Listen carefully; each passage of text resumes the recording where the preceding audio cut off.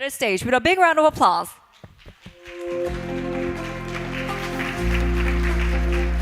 Good afternoon, everybody. It's great to be back in Korea. It's my third Korea Blockchain Week, and especially to be on this BDAX Woori Bank stage. As you mostly know, a week ago or so, BDAX, in collaboration with Woori Bank, launched the first Korean won stablecoin, KRW1, on Avalanche. So we've been very active in the Korean marketplace for several years with SK Planet, with Nexon's Maple Store Universe, and so much more. But what I want to talk to you about today is kind of the way we look at the world.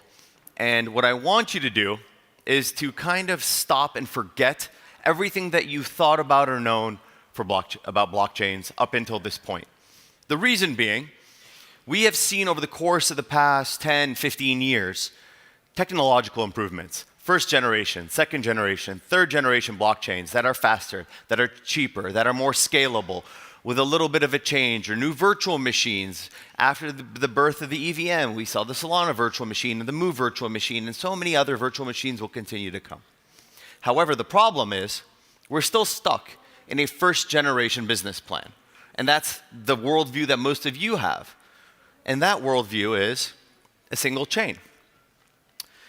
The problem, though, that we have in this industry is that there's simply just too many blockchains and there's too much block space. Every 6 months or so, a new group or a new family of blockchains emerge.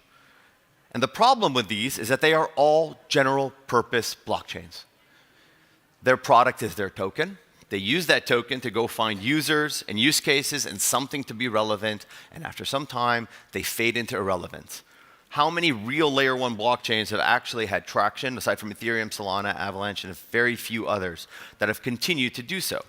General purpose blockchains have shared block space. So we are to assume that equities and payments and identity and government and DeFi and NFTs and everything else is going to live on one single infrastructure layer. These general purpose chains are searching for users and use cases, right? They're not built for anything specific.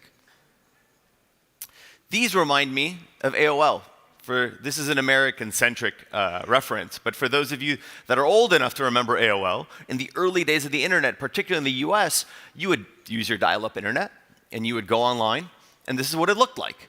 So on one page, you had your email, your calendar, your chat, your sports, your travel, your this, everything on one page, right? Because it was a catch-all for everything that you could do online. Well, doesn't this sound like what we have today with new blockchains, where you go to one blockchain where you can do everything on-chain in that ecosystem? Doesn't really solve what we're trying to do here. And we are 15 years into this experiment with this technology, and we still don't have mass global adoption. We don't have applications with tens of millions or hundreds of millions of users. We don't even have hundreds of millions of users on-chain today. This is kind of the setup, right?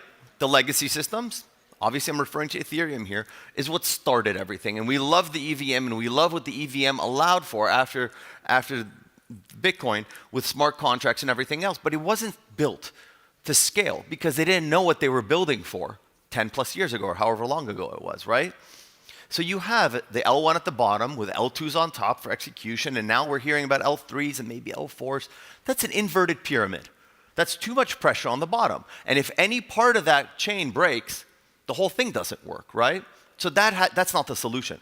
We saw L2s for the greater part of the last year gain market share because it was safe to be aligned with Ethereum, and the life of Ethereum has been a long time, and it's had uptime and all these great things, but it's just not built to scale. The current solution is the one big pipe. This is what I call it. This is your Solanas, your Move VMs, the ever-expanding pipe that puts everything through it. But again, this is an institutional stage. Institutions, enterprises, governments, DeFi, fintech, payments, all the world's financial use cases don't live in one pipe. That's not the way the world is built. We believe with Avalanche a different way. We believe in an infinite highway. We have our own EVM public permissionless chain, that's the C chain, where all the liquidity lives and all the assets live, but then you could continuously add more chains alongside of it that have interoperability and a million other things. These are purpose-built chains, right? Every other general purpose blockchain is a solution in search of a problem that says, build your business, put your asset or your use case on my blockchain. That's backwards. The blockchain should enable your asset, your business, your compliance, your jurisdiction needs to make the best product possible, the best business possible, right? What Woori Bank needs is different than what JP Morgan needs, which is different than a bank in the Middle East and anywhere else.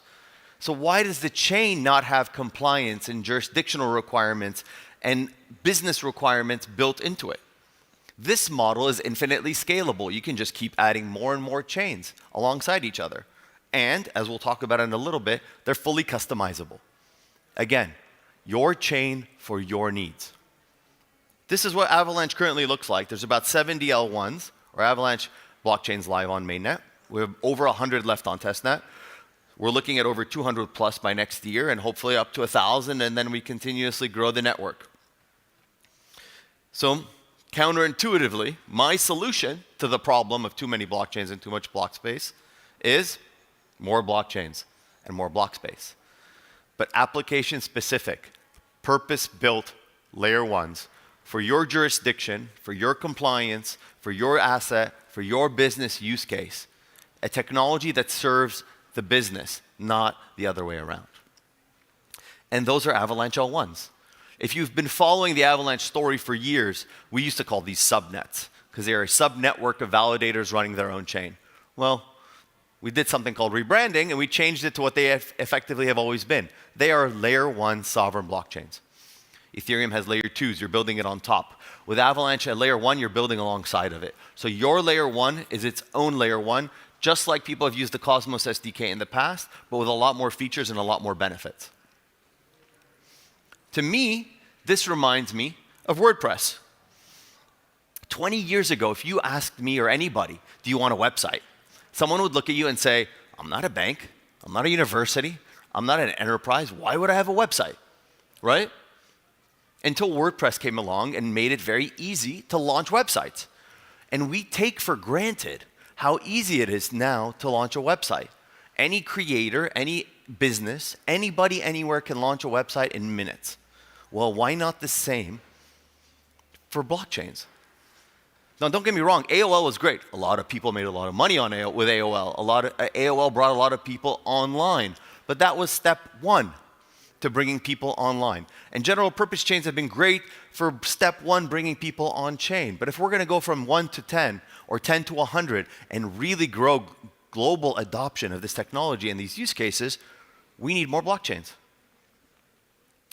And the world of Avalanche L1s is different because it's not the same EVM cookie cutter chain over and over again. It's the chain that fits your use cases. So we have private permission chains. These are permission that the validator set. You get to decide who runs your network.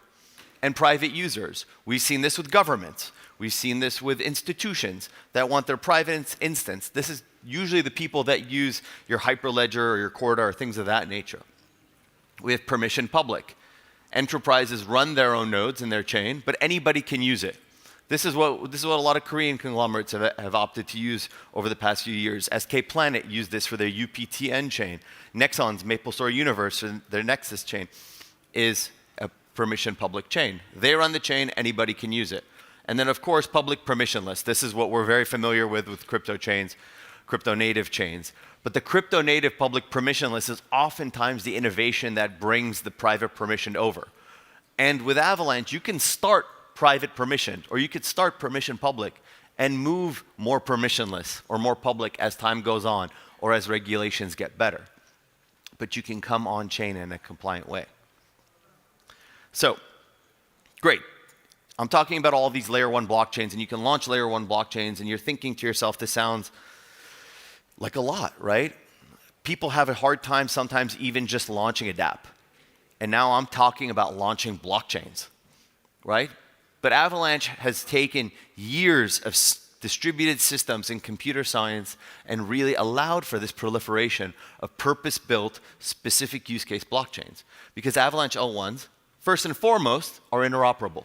And this is on 2 levels. 1, if you launch an Avalanche L1 whether it's private or permissioned or public or whatever, you have the interoperability with the C chain, which is our public chain. So if you're launching a Korean payments network on your private chain, but you want the Korean won stablecoin when it goes live, that's going to go live on the C chain. So any asset that sits on the C chain can be moved to your chain for your use case. So you don't have to go to Circle for USDC and Tether for USDT. You can pull it directly from the C chain. If you have a token on your L1, you don't have to go to exchanges. In Korea, you're not going to go to BitDumb and Upbit and say, please index my chain and add my chain and support the infrastructure. All the work we've done to get the C chain supported by global wallets and exchanges and infrastructure providers flow through to your layer 1 blockchain. So if you have a layer 1, regardless of what the virtual machine is, your token can sit on the C chain and get listed as an ERC20 along with everybody else.